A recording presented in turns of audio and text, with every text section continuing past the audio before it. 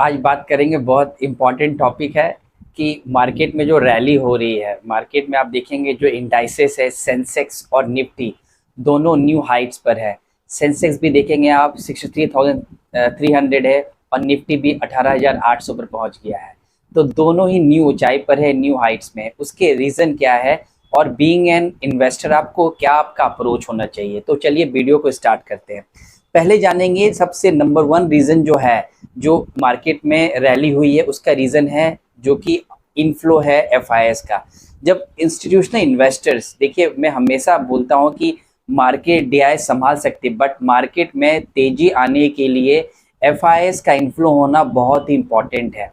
तो आप जो एफआईएस का इनफ्लो देखेंगे लास्ट 2 मंथ से, तो मार्च में जो इनफ्लो था वो था 1997 करोड़, सो अप्रॉक्स 200 करोड़ 2000 करोड़ का इनका इनफ्लो था। अप्रैल में ऑलमोस्ट 5700 करोड़ था। जो मई में जो इनफ्लो है वो है 28,000 करोड़ अप्रॉक्स इनफ्लो। सो अगर आप तीन को कंबाइन करें, अभी मैंने जून कंसिडर नहीं किया, तो ऑलमोस्ट 50 से 60 हजार करोड़ का इनफ्लो हुआ है एफआईएस के तरह से, जो कि मेन ड्राइवर है जो मार्केट में रैली आई है। तो एफआईएस इनफ्लो एक मेजर रीज़न है। और क्यों ऐसा हुआ है ये भी आपको जानना पड़ेगा कि एफआईएस क्यों इनफ्लो कर रही है इंडियन मार्केट्स में। देखिए, इन्फ्लेशन कोई भी कंट्री का ना बहुत इंपॉर्टेंट होता है, क्योंकि इन्फ्लेशन से ही जो इंटरेस्ट रेट्स लिंक होती है। इन्फ्लेशन को अभी जिस हिसाब से यूएस में इन्फ्लेशन थी तो इंटरेस्ट रेट्स हाइक पे हाइक हुआ, इंडिया में भी interest rates hike, but India में जो अभी इन्फ्लेशन है कंट्रोल में है, वो आरबीआई के जो कंफर्ट जोन के कंट्रोल में। तो जो अभी जो इंडिया में इन्फ्लेशन है वो है 4.25। तो इन्फ्लेशन कंट्रोल में है। इन्फ्लेशन कंट्रोल एक पॉजिटिव सिग्नल होता है किसी भी इकोनॉमी के लिए। तो उसके वजह से इंटरेस्ट रेट्स हाइक नहीं होगी। इंटरेस्ट रेट्स हाइक नहीं होगी, होते हो सकती है कि इंटरेस्ट रेट्स कम हो। इंटरेस्ट रेट्स अगर कम होती है तो बोरोइंग कॉस्ट कम होती है। बोरोइंग कॉस्ट कम होती है तो कंपनियां ज़्यादा एक्सपेंडिचर करती है। कंपनियां ज़्यादा एक्सपेंडिचर करती है, कंज्यूमर ज़्यादा यूज़ करते हैं, कंजम्पशन बढ़ता है। कंजम्पशन बढ़ता है तो ऑब्वियसली जो कंपनियों को ज़्यादा प्रॉफिट होती है, कंपनी को ज़्यादा प्रॉफिट होती है तो कंपनियां ज़्यादा पैसे कमाती है। ज़्यादा पैसे कमाती है तो स्टॉक प्राइस ऊपर होता है।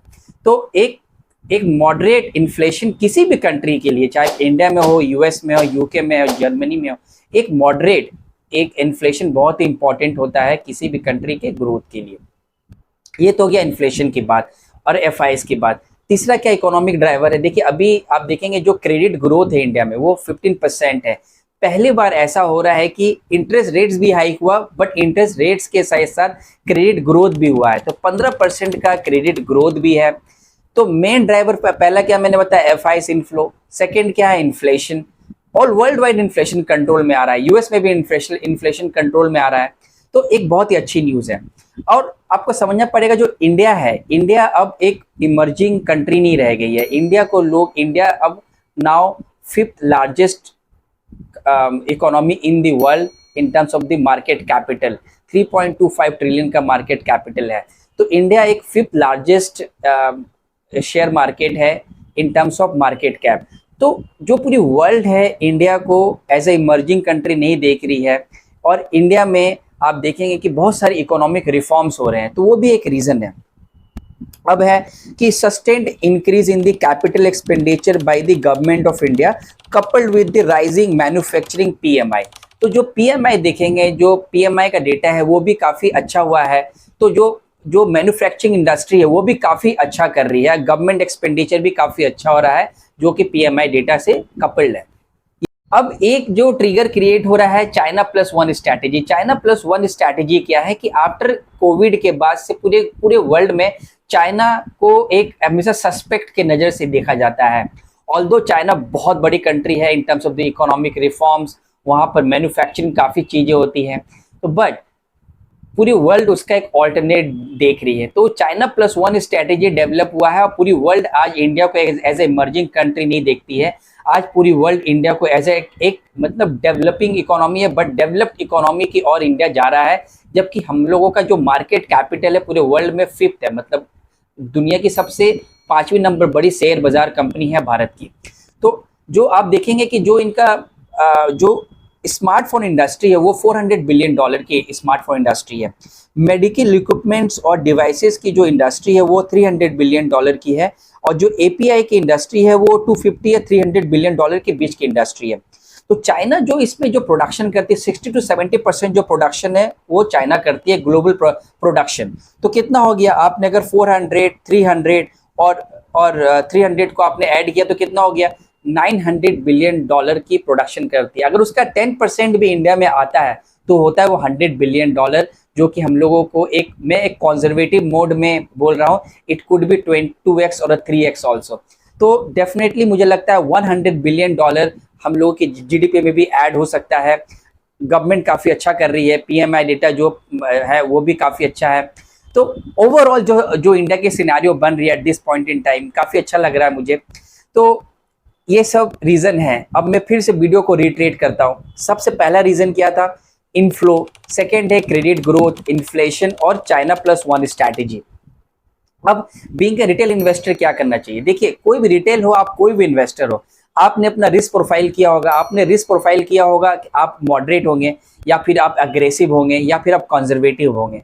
तो प्रॉब्लम क्या होता है ना कि जब ऐसी सिनेरियो, जब मार्केट में रैली होती है ना, तो अपना आप रिस्क प्रोफाइल को भूल जाते हैं। जो मॉडरेट होते हैं वो क्या करते हैं, वो अग्रेसिव बन जाते हैं।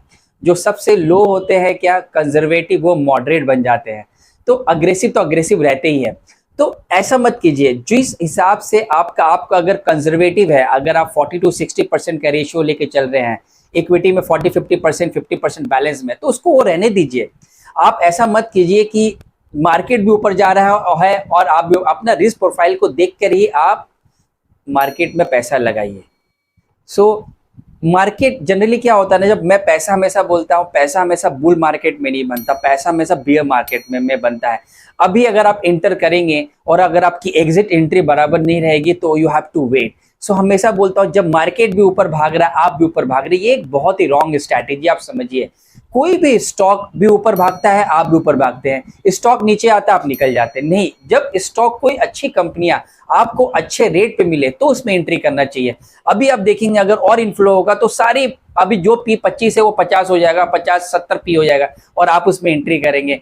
तो मेरा ये मानना है कि आप अगर बहुत ही अच्छा स्टॉक पिकर है, आपको पता है कि कभी एंट्री करना है, कभी एग्जिट करना है, तो ही आप बुल मार्केट में पैसा कमा सकते हैं, जो कि सबकी बस की बात नहीं है।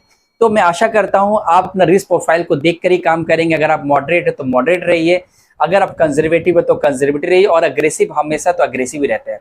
तो आशा करता हूं वीडियो आपको अच्छी लगी होगी। वीडियो अच्छी लगी तो आप चैनल को सब्सक्राइब कीजिए। मिलते हैं नेक्स्ट वीडियो में। Thank you.